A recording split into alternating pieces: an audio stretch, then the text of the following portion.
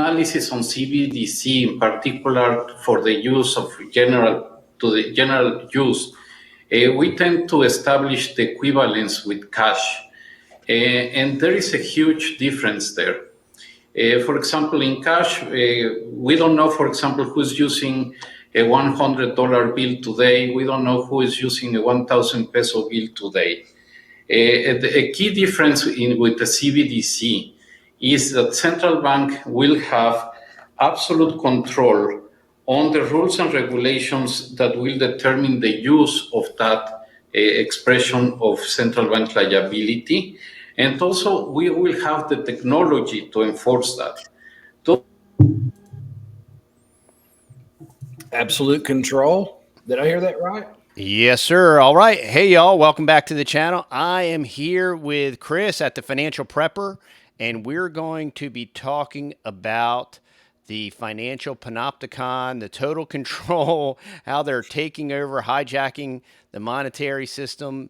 That was a quick clip from the Bank of International Settlements.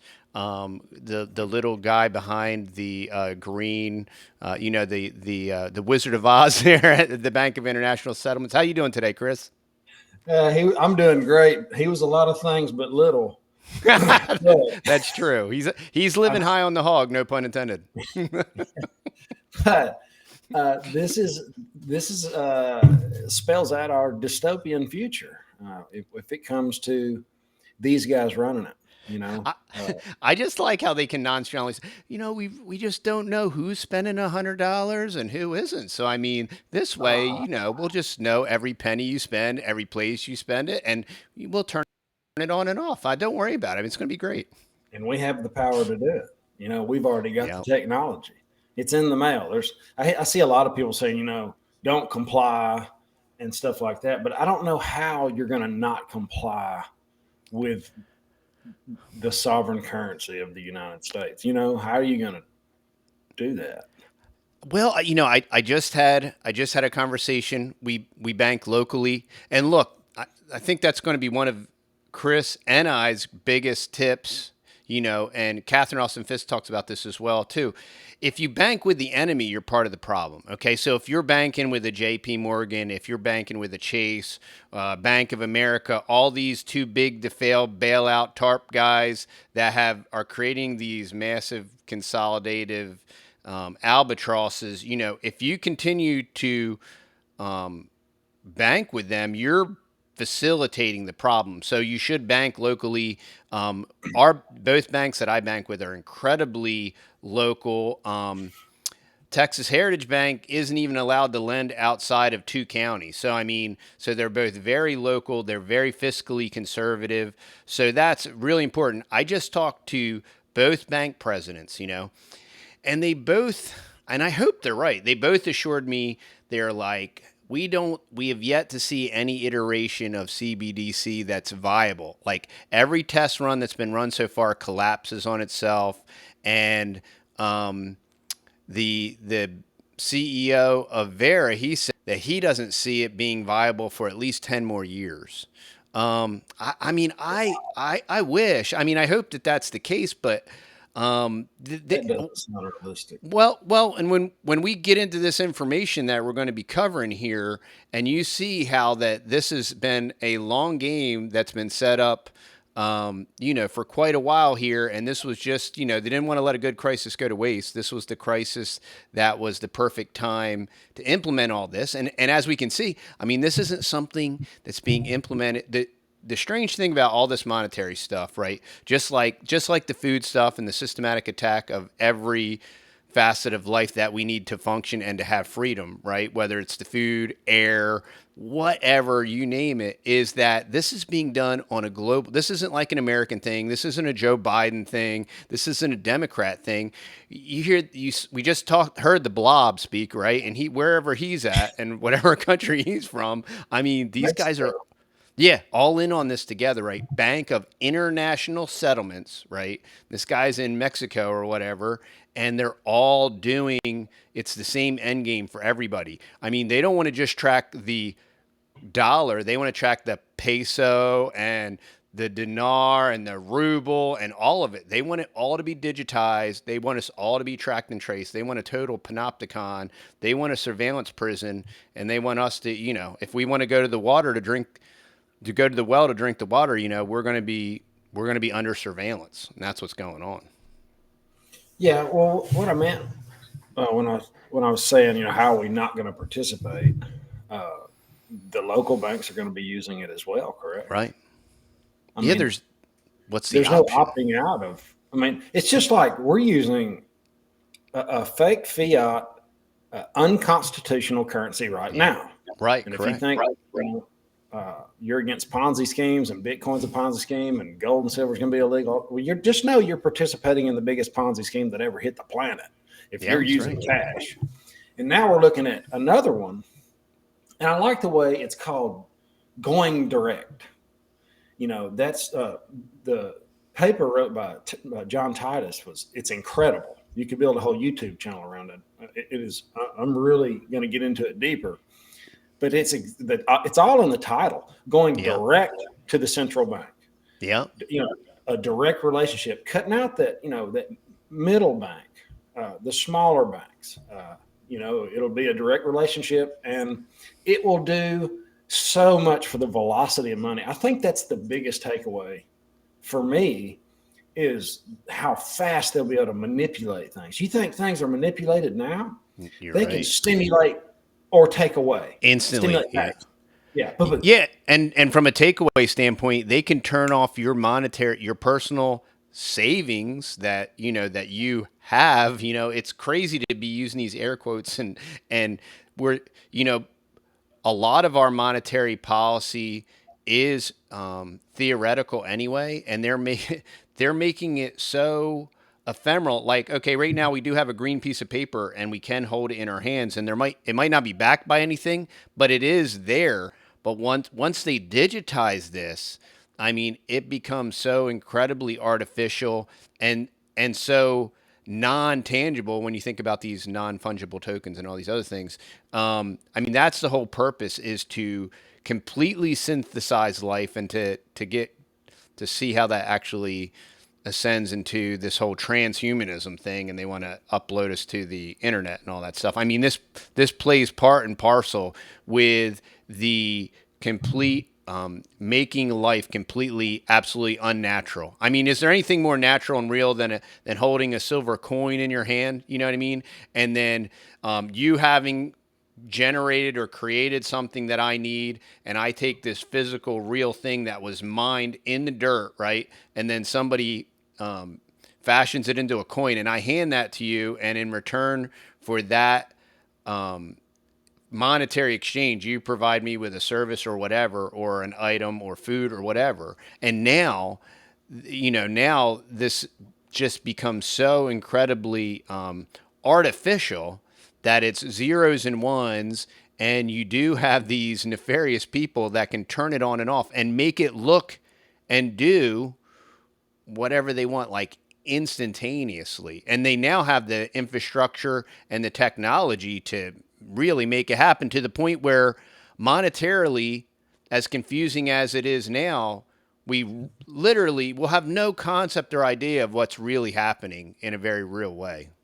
Well, we think they do. It's like you said before. I mean, to be completely honest, the government subcontracts everything. Mm-hmm. Yeah.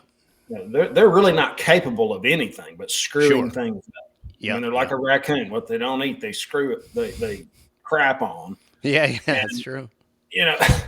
But so I figure they're going to sub it out when it fails. When they're little CBDC. I imagine it'll be some type of digital central bank to central bank thing first. Mm-hmm. So they can do the overnight thing real fast. Yeah. And as far as turning all your cash in, because in the past it was like 3 months is the average of when whoever was using the fiat currency had to turn it in. Like, it's got to be in 3 months or it's no good. That type of situation. And if that happened, who knows what would happen to the price of precious metals? I mean, that would be wild. Yeah, crypto convert. Yeah. That would be nutty, and I don't think they're going to want that. So, it's hard to say. It's really hard to say if they can do it. I just have very, very little faith in our elected officials. Right. I have And faith that and they're even elected. fortunately, yeah, and fortunately and unfortunately, these, because I asked both of these bank presidents, I'm like, basically, from what I understand of central bank digital currency going direct, right, is the entire purpose and premise is to eliminate y'all. I mean, that's the whole entire idea. I What did mean, they say?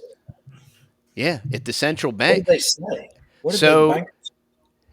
he said, yeah, that would be bad for us. And I'm like, well, it wouldn't be bad for y'all. You would cease to exist. And so, unfortunately, what I thought he was saying back was wishful, like saying, yeah, but they just can't do it yet, and they're not going to be able to do it for 10 years. So, and that's what I said. I'm like, well, what do all the fiscally responsible and these regional banks? I know there's all different kind of organizations. How are y'all planning on counteracting that? What is your countermeasure? And that is where the conversation kind of stopped or got redirected, because there wasn't a countermeasure or and I do believe that if central bank digital currency isn't forced upon us, obviously fiscally responsible regional banks, I believe banking is a good thing. I don't believe that it's negative. I think it can be used for good thing, and it can be used for economic growth. So I don't think that it's bad.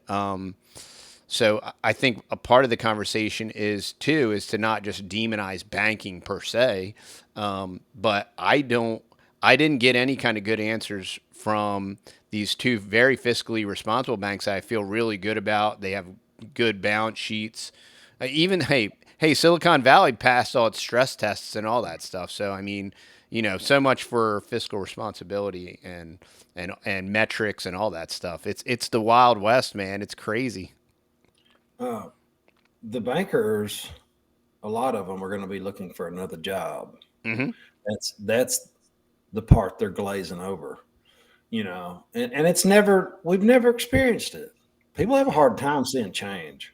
Even me, it's really hard for a human to see exponential things. Well, and it's kind of interesting that you mentioned that they'll be looking for another job. We were just talking about Chat GPT, and that's going to be replacing a lot of people's jobs. And this fits right into basic universal income, and technology is going to replace humanity in the area of production. So we're all going to have to just, I don't know, sit around and watch Netflix and take a check from the central bank digital currency. I don't know.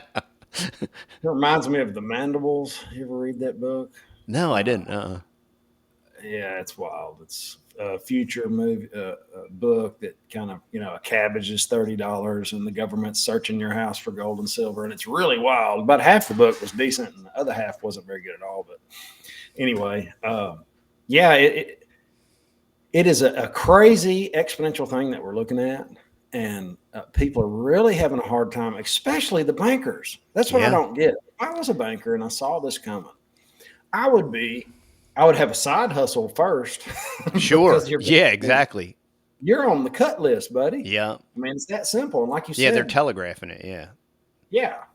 And there's no reason. There's no reason to have small banks if you got a great going direct reset.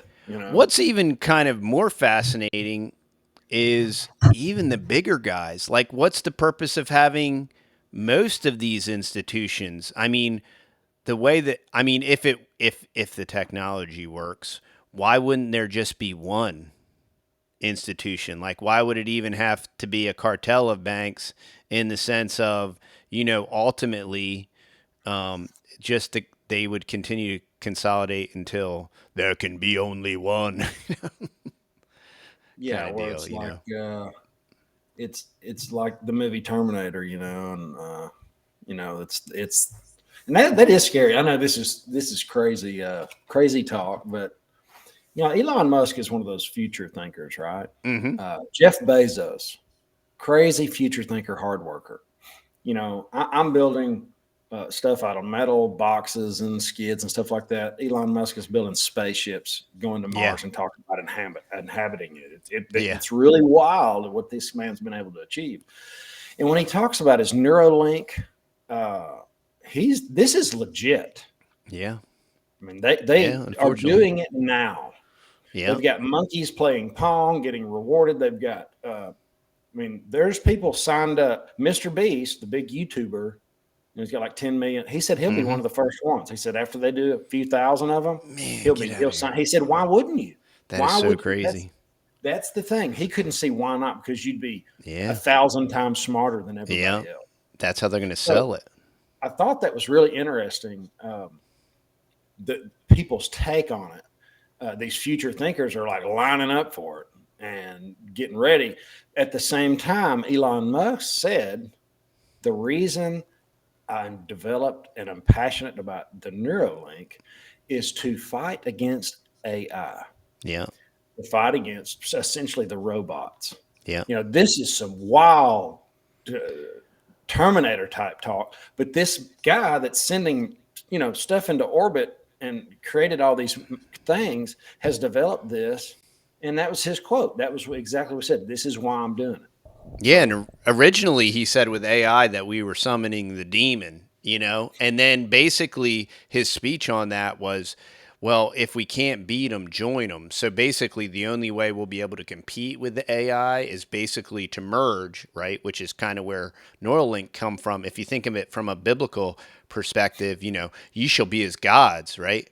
Oh, you want to know 100,000 times more than you know now? Wow, that's almost like being omniscient. Oh, hey, you want to be God? Well, we'll plug you into the internet, And the biggest thing feels on my arm, man. Wow. Yeah. Well, the big thing, like even with Chat GPT, right?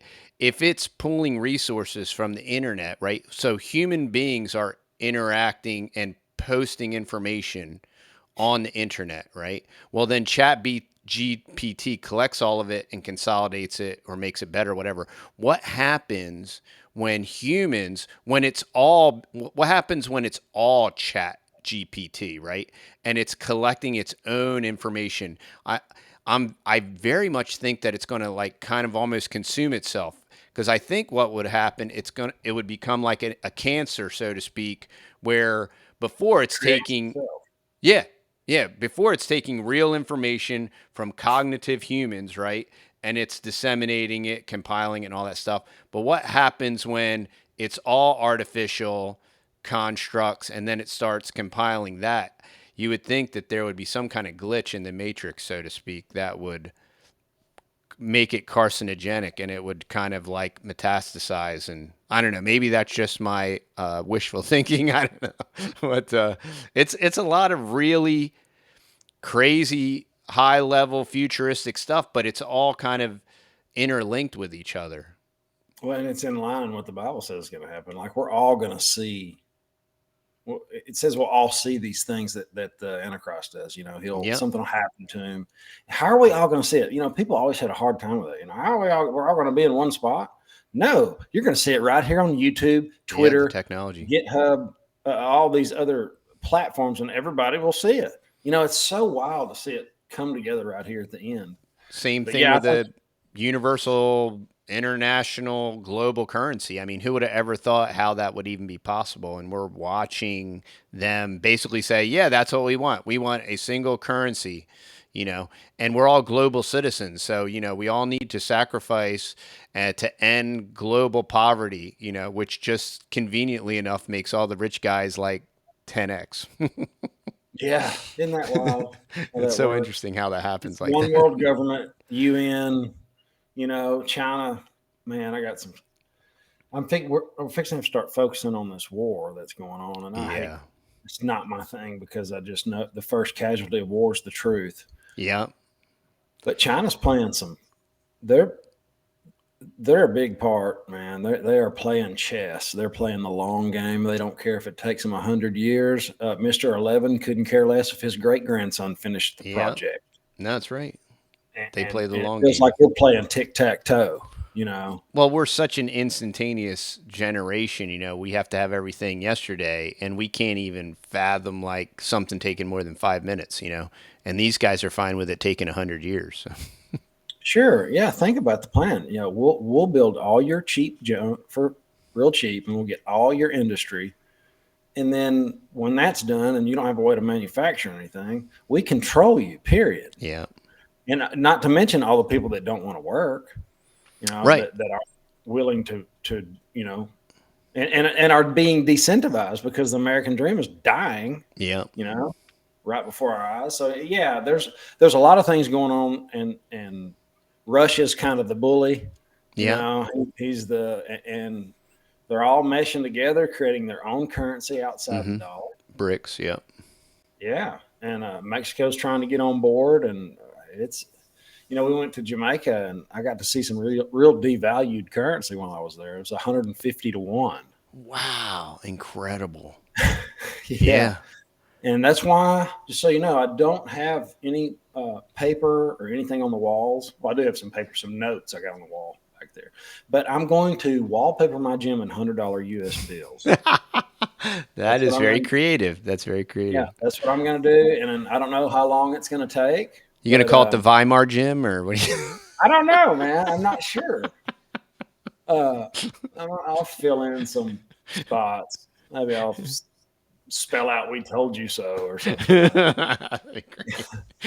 a lot of people waking up, man. There's a lot of people moving. Stacy has been busy.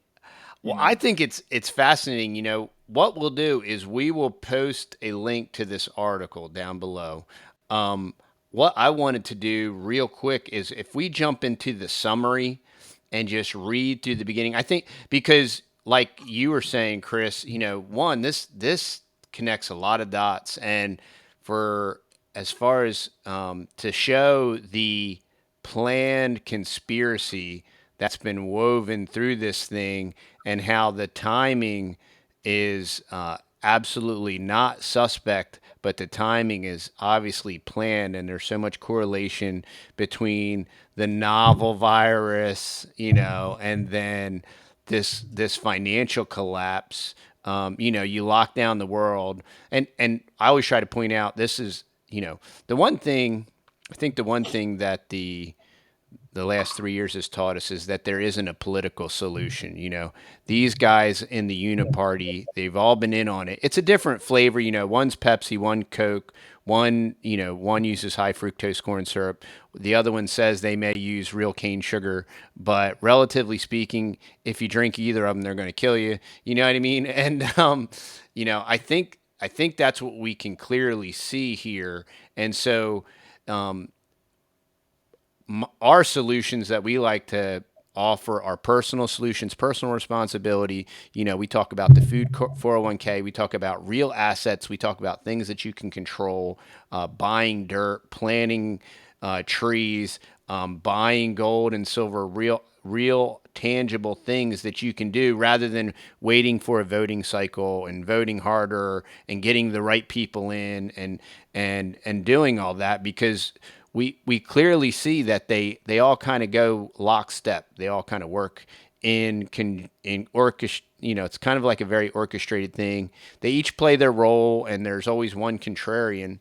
But I was going to read the first couple paragraphs here because I think it's very, very interesting. Now, there's a little bit of financial jargon, so you'll have to do a little bit of your own research.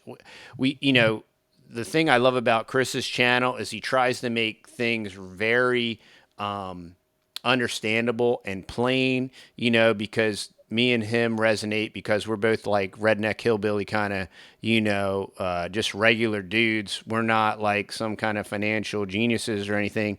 And Chris has done very well for himself just by putting his head down, working hard, and, just making it happen. And that's basically our mantra here. So that's what we do. But let me read the first couple paragraphs here. Keep it simple along the way. That's the main thing. It's easy to make things complicated. Yeah, and and the banking system has made it very complicated with their jargons and their acronyms and all these different things. So that's by design, so that you're not smart enough to understand what we're doing. You plebs are down there. Rude. Yeah. So And that's what I like about John. He does explain things well, pretty simply. He says the novel coronavirus pandemic marks the greatest turning point in U.S. monetary history since the creation of the Federal Reserve in 1913. In large measure, the novel coronavirus pandemic narrative serves as a convenient cover story that distracts from and even masks the Federal Reserve's unprecedented maneuvers in 2020. Maneuvers that happen to have been planned and discussed in August of 19, some 4 months prior to the first mention of any novel virus in Wuhan, China. Now, the interesting thing about this is now that we know, and I think you can actually say it on YouTube, is that, we know that DARPA had this thing patented. I believe it was in 16. So we know that the military, the U.S. military, was involved in patenting, and then however this distribution took place, that remains to be seen. But what difference does it make? Okay. And then now we have this unbelievable financial crisis, right? That was talked about prior to the shoe dropping. Okay, so we see, history doesn't always repeat itself, but it does rhyme, and there are always tons of coincidences here, right? That, oh, well, that's coincidental, what marks the Fed's maneuvers in March of 2020 as unprecedented really is not its sudden creation of 3.5 trillion in reserves. That amount, 3.5 trillion in a few weeks, was unprecedented to be sure, but that's merely a matter of degree. The Fed created over 1 trillion in the space of a few short weeks back in September of 08 during the global financial crisis. In that light, the purely in terms of reserves, the Fed's sudden creation of 3.5 trillion beginning in March of 2020 wasn't novel at all. It was merely bigger than what it had done starting in 08. But what John goes on to talk about is how this was orchestrated, right? And then he says, no, what made the Fed's 2020 pandemic maneuvers novel was what the Fed did with its new reserves. It distributed them so as to cause the parallel mirror image creation of 3.5 trillion in new bank money. So in essence, okay, so in what he's saying is not only did they print 3.5 trillion, but the way they put it on their balance sheets is they made 7 trillion. Okay, that's what he's saying. So it's how do you, and oh yeah, well back in 08 they did 1 trillion, so 3.5 we're that much further in the future, so is it really that much money? No, what they did is they did 3.5, but they posted it in such a way that it's 7 trillion. And we're into this new, Chris, man, me and you are older dudes, right? Like we couldn't even fathom $1 trillion, say, maybe even 12 years ago. I mean, even in 08, I mean, $1 trillion was an enormous. Yeah, well, I thought the stimulus was like 800 billion. It was in the billions when they first did it. It was like 2008. It was like, oh no, this is the end. They're going to print money, and they are. Yeah, and now the norm is worse. Yeah, now the norm is $1 trillion deficits. annual $1 trillion annual deficits. It's just. So where do you go from trillion? So we graduated from billion to trillion. I think it's quadrillion. Just a Googleplex. We're going to do 2 Googleplexes this year. It is just wild. It is so wild, and it's absolutely the frog in the pot. It's happening. It's like, hey guys, we're making history. Check it out. Countries are doing business outside the petrodollar. This is the biggest news that's hit me since I've been in the financial space. It's the biggest news since I'm paying attention. It's like, whoa, this is how we have our currency has validity on the planet, and it's changing right now. It's right, like, and how significant is that with this unpegging from the petrodollar? We're watching this whole BRICS thing come to life like just in the last couple of days, right? And right behind it, central bank digital currency. I mean, does that not totally if that doesn't totally make sense, I mean, that totally makes sense to me. And as you read through this, you'll see how they were able to install these plans by the novel coronavirus, having to pump it up, give us something that way we can print money. Remember all the breathing machines everybody needed in New York? The ventilators. Yep. The ventilator. They needed so many thousand of them, and they needed all this stuff, and we needed, and all we really needed was some vitamin D and zinc. Yeah. I mean, India knocked it out with just some vitamins. People that didn't have all the vaccines and all these breathing machines and that other medicine that was killing everybody. Remdesivir. Oh yeah. Oh man, that's a killer, boy. The liver you want to kill somebody? Yeah. Give them that stuff. It was like the worst thing you can put in your body, and it was like, hey, use that. Don't forget about ivermectin. You need to use this. Yeah, I mean, if you read the rest of this article with the provenance, with the all the charts and everything, I mean, basically what the coronavirus was this gigantic rug.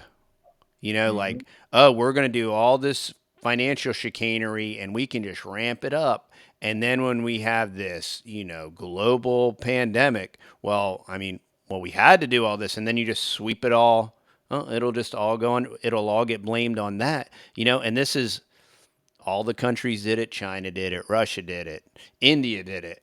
America did it. Italy did. I mean, everybody's in on this thing. I mean, this, and that's really where real life, real assets, real dirt, what people want to call homesteading now, and just being involved locally. I mean, I think it's really important.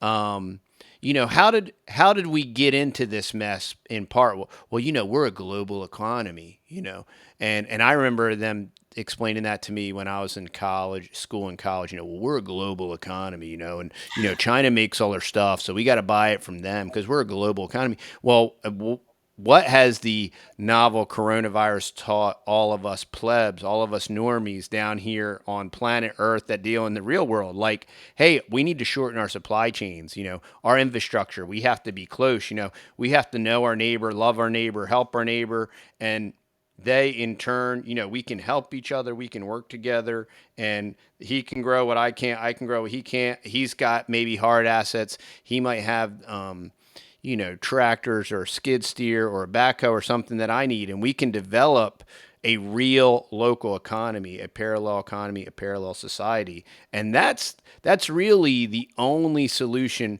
around this Wizard of Oz, Antichrist, backroom, backdoor deal, red team, blue team. I mean, everybody's on board with this thing.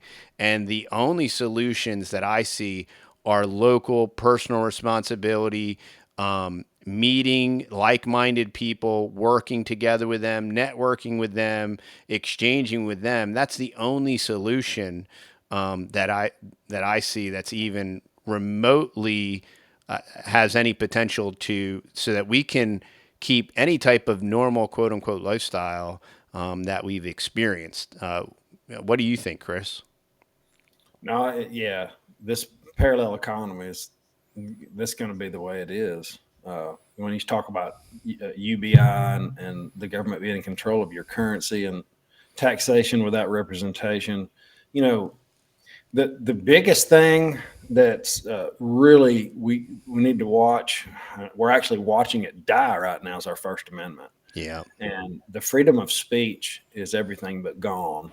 Yeah. And, and the Second Amendment's not far behind, but there's a reason they put it first. Yeah. The First Amendment, because without it, it's all gone. Mm-hmm. Yeah. And we're getting into that environment, and you need to be surrounding yourself with like-minded people that are paying attention. Yeah. And it's like when me and TD met, it was just immediate. We knew we're like-minded. We're cut from the same cloth. And there's several people like us. There's a lot of people like us out there. So don't feel alone, and don't be afraid to get in the comments. When I used to watch YouTube, I would never get in the comments, and I don't know why. I wouldn't even hit the like button. I don't know why I would do that. Now I do, because I understand what it is and how it works. But try to get in the comment section of these videos, because you'll resonate with the people in there, and 99% of the time they're there to help. And if you're on my channel, you're not there to help, I delete them immediately, and they never come back. Yeah. And there's not many of those anymore. Usually we don't feed trolls either, Chris. Yeah. Sometimes I pin them to the top and let the comment people. I do that too. Yeah, that's just that's my personal. Yeah, I mean, let them take care of it. Yeah, we've been. If your channel's anything like mine, you get to hear, but some's crap. A lot. Yeah, of course. Some junk. I'm not saying a lot. Sure. But it's strange how the little 1% sticks out in the 99. It is amazing, and that you say that. There are more of us than there are of them. You know what I mean? And when I say them, I mean they, them, and those, and all of these principalities and powers that work together to orchestrate this stuff. And the reason that it's not fully orchestrated is because people are awake, people are paying attention, people are becoming more concerned and interested in their own food, people are becoming more concerned and interested in their investments. Like like you said, Stacy is just covered up, as a broker, and I just think that's great because this is like a real asset that people always have. It's not some ephemeral thing that's based on like artificial numbers of some kind of pump and dump Ponzi scheme system that's bailout after bailout. I mean, the only reason that any of our markets have any value whatsoever is because it's bailout after bailout after bailout after intervention after intervention. Eventually the shoe drop, eventually the whole artificial thing implodes. And this once again speaks to city life. I mean, I think all of these models are similar, and I don't believe that a modern city structure like we understand today in the world anywhere is sustainable, viable, which is why they want to stack us into 15-minute cities to control us, because it's strictly a control mechanism, because it is completely artificial, unreal, and you have to be married to the infrastructure. You are indebted to someone else to provide for you, to take out your trash, to bring you your food, and it's all just artificial and synthetic. And the way that you counteract that, you observe the masses, you do the opposite, and you go from you move as far away from a synthetic and artificial environment to as a real. You put yourself in a real environment as possible. I agree 100%. It's like you said, it's all fake. The economy and the stock market is completely divorced from reality. Yeah, completely. Just look at the Dow. Watching their digits go up. They watch their digits go down, and then they decide if they can retire or not. Yeah. Well, I know a lot of people that thought they could retire, and now they can't because their stocks went down a little bit. Yeah. And that's it happened in Weimar, Germany. It happened in Venezuela. Your stock markets are going to hit all-time highs. But what good is that going to do you? Really? Not going to do anything. Yeah. No, you're going to have a wealth effect. And if you've got precious metals, or you think you have precious metals, but you actually have a derivative of precious metals, just know that probably 300 people own the same ounce of gold. Same thing. Yeah, that's right. Yeah. I mean, it is synthetic. crap. Yeah. It's not real. Not real. Have it in your hand. Yeah, that's right. That's fractional. So, it's just like fractional lending. It's the same thing. Yeah. Yeah, exactly. It's strange. Like if you take silver, for instance, there was only 22 million ounces mined last year. That's it. Yeah. It's a $22 billion market cap. It's tiny. It's little. And you get people flooding into it. It's like, wow, the squeeze might happen sooner than we thought. Sure. Yeah. But that's just people moving to hard assets. It's just like you say. But I'd like to. Yeah, it's just an indicator, man. That's a hard indicator. I mean that's happened every time in history. It's a very, very real hard indicator, and it's what the numbers are saying. But the only thing that rivaled gold in Venezuela was eggs, food. That was what I thought was most incredible, because I made a big plaque. It wasn't a plaque. It was a whiteboard. I stood it up sideways and set it in front of my anvil just so I could see it every day, because it had the prices of potatoes, the prices of apples, the prices. And we're not talking about, $8,000 1,000%. We're talking about 8,000x, Yeah. 15,000x on eggs. Chris, what an encouraging perspective, man. Like what you just said, right? Like, yeah, but I can't buy silver bars, right? And because people always like to go to an extreme, I need to buy 1,000-ounce silver bars, right? But hey, how easy can you get a chicken in your backyard and and have eggs on hand? We're currently in this gigantic glut of chicken and duck eggs, and my wife is liming the eggs, preserving them in lime water, and it worked great last year. And we literally have hundreds of eggs that we're storing for this fall already. And I mean, what a great illustration and example of something that you can do that's simple, that's easy, right? That's real. Sure. I And call it the chicken to silver ratio. So a laying hen, I believe, will be worth the price of a piece of silver.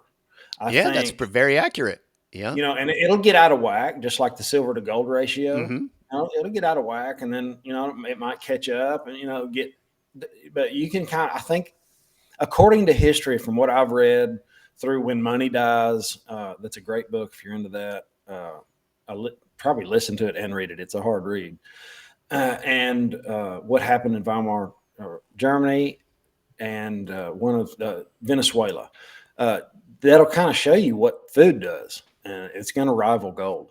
And that's why it's always first, because you can do a lot without gold, but you can't do anything without food, without a way to get clean water, without a way to protect your family, tools. You mentioned the food 401k. The tool 401k isn't a bad idea either. That is I'm great fixing to idea. double up on all of my chop saws and stuff that I need that's freaking made in China. I just knew my Makita chop saw and grinders were made in the USA, and they're not. So, so I'm going to have one extra. Yeah. 1 is none, 2 is 1, 3 is where you want to be. That's right. Yeah. And those are, that's the tool 401k. They're not going down, guys. No, they're never going back down. No, it's only going to go up. But, man, this has been a great conversation, Chris. I don't know. I guess we'll just wrap it up. And we will link the full article down below, an enormous amount of great information, very condemning information if you look at the charts and the way that this entire scenario was set up. So what does that tell you, y'all? It tells you that the people that are in control, they want to do what they want to do, and they're going to plan it out, and they're going to do it. So what do? You do what you can control, right? You take advantage, and we trust God, and we pray, and we study the Bible, and we want to honor and glorify God. And the other thing that we do is we work, right? So when God gives us wisdom and he gives us light, we act upon it, right? When we hear things that are true, we're like, oh, wow, that's right. That's true. Well, a hen is going to be equivalently priced to a piece of silver. Well, silver was 20, silver's 25 now. Yeah. Wow. Yeah. And hens, the value's going up. Oh, well, maybe I can't buy a piece of silver, but maybe I could buy a hen, right? And then you can hatch them out and you can continue that process. But, action cures fear. Action cures fear. It's good to know all the information. It's good to read this report. It's good to have all the knowledge. It's good to share it with others. But what are you doing? What are you doing today? What are you doing tomorrow? What are your plans? What are you doing next week? And that's why we, enjoy putting the information out there. We also enjoy putting the solutions out there. And you know what? We still live and we still enjoy our life. You know what I mean? That's the one thing I appreciate about Chris and his wife. They're not just sitting around in a bunker, y'all. They're enjoying life. We're enjoying life. We have lots of kids. We're busy, and our kids are busy, and they're building and planning their futures. And we are marching on. We're marching forward. And, the they, them, and those, and the talking heads, and the red team and the blue team, they're going to continue to do their thing, but we're going to continue to do our thing. And, that's what's really essential. And don't so many times in the comments, like, well, what about, somebody will pick some extreme, well, what about the disabled lady on the 80th floor of, in an apartment building in Zimbabwe or whatever? Well, there's always extremes, but what is that? What can you do today or tomorrow to impact your future? No, you can only control what you control, but how to not be fearful, is being prepared. Fear, right. It kills sound judgment. It kills creativity. So when something happens, you're minus those things, right. And you're not prepared because you're snatching and grabbing. You ever had something happen and you had to react too fast and you made the wrong decision? I know I have. Yeah, and that's what happens when you've got food and you've got your preps and you've got your orchard, and you've got your pond, and you've got, or whatever it is for you, whatever you've got, for you and your family and your friends. When something happens, like black smoke bellowing up in the air from a train derail because they thought it was a great idea to set it on fire. Yeah, incredible. Just weird, strange things. You've got that, you got the backup plan. You got an RV for plan B in case you need to move a little bit for a certain amount of time. It gives you peace of mind and gives you a cushion, a time to make decisions, to think through things. Because if you have to act fast, it really takes a lot off. It stacks the deck outside of your favor. So, guys, that's some great advice. Yeah, it's been a great show, TD. I appreciate you having me on, buddy. Yeah, I appreciate it, Chris. Hey, I'll also link the financial prepper down below, so definitely go check Chris out. Subscribe to his channel, like, share, subscribe, and check out our Rumble. And we appreciate y'all. And have a blessed day, and we'll see you on the next video. Bye. Later.